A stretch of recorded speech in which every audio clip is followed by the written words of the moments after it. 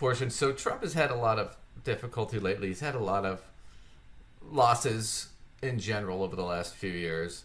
And I just wanted to go to this article here in Yahoo Finance where they cover it. And it's the 7 Trump losses in a row and counting on Yahoo Finance. And they went down, they broke them. Go ahead. So, hold on, I'm sorry. I just have to disrupt. Whenever you talk about one of his losses, all I can hear in my head is him saying, loser, because he loves to say it, and he says it in that super weird way that only he can say it. Right. I feel like we need like a sound clip of him saying loser in that super weird way, and every time he's got a loss, we just sort of hit it. Yeah, we can try that. We'll see what we can. Let me see what I can find. But anyway, let's go ahead and let's look at this article real quick. So, all right. So he won in 2016, right?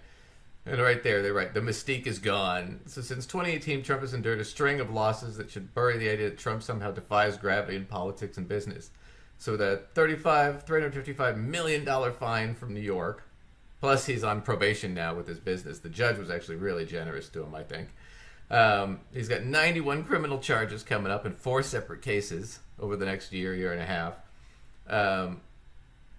Now, he's got pretty much the presidential nomination for the Republican Party locked up, but he's not doing too well against Biden. So he lost the 2018 midterm elections, lost the 2020 presidential election, lost the 2020 Senate race. Then they lost the 2022 midterms.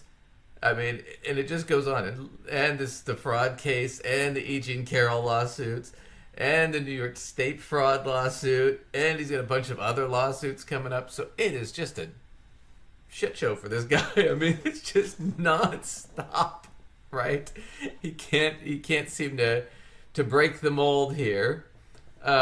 But let's political losses, financial losses because of lawsuits. Like, you put all that together, and it's just a disaster. Well, yeah, and he's going to trial next month on the 25th for the fraud stuff with the hush money payments. He still never learned.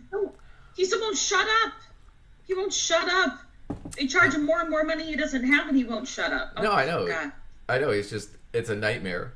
But he just won in Michigan against Nikki Haley, but he wasn't like the astounding victory he needed. So we're gonna watch this real quick. And he should. Oh yeah, he should have. Biden did.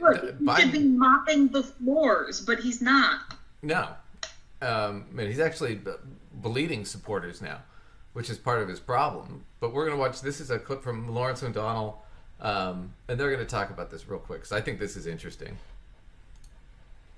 Simon, on the Democratic side, no one's bothering to mention it, but there is a human being running against Joe Biden.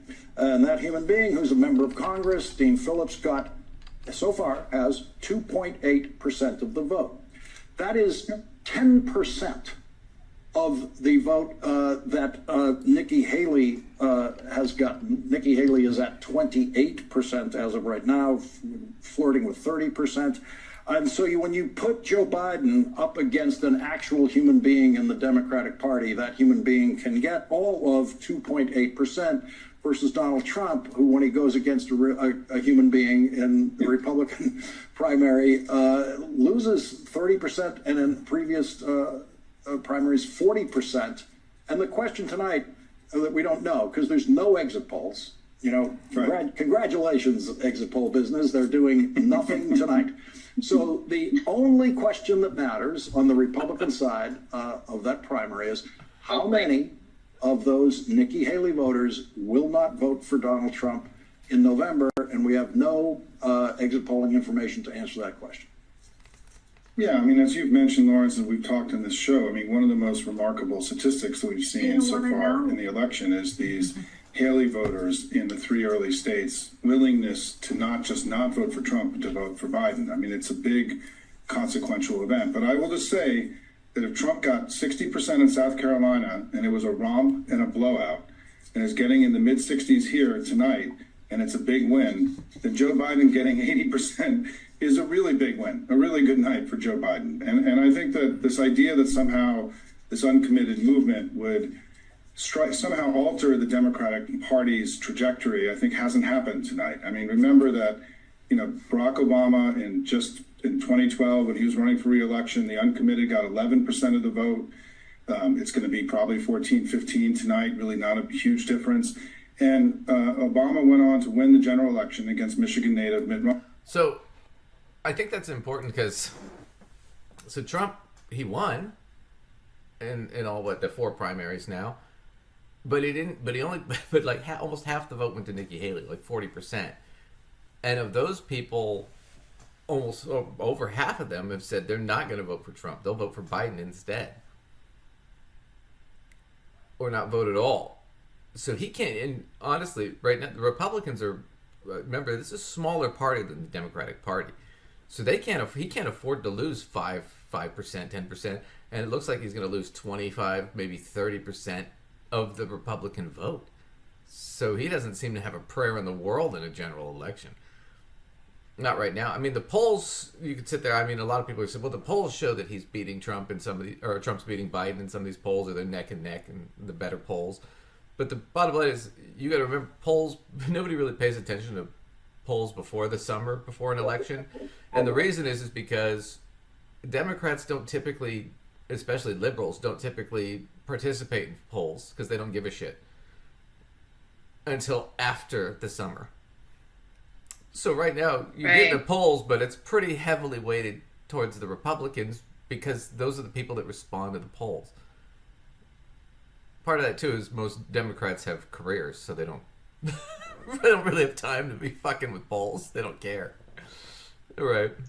Well, I don't know. It feels to me in general like Democrats feel, I don't want to say people aren't attached to their person, because I remember when people were feeling the burn, back years ago or whatever, and they were really hardcore for him, or they were hardcore for someone else, right?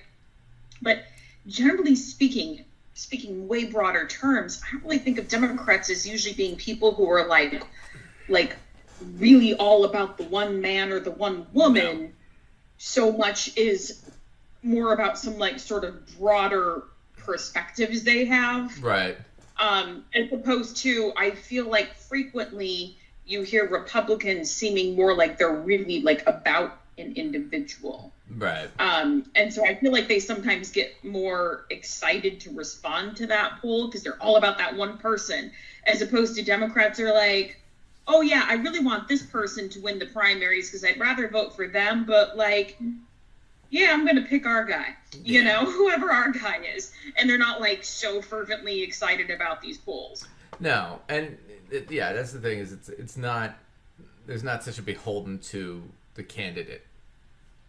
Right. So much as the ideology. So it's a little different. But nonetheless, it's not, it should have been a better turnout for Trump.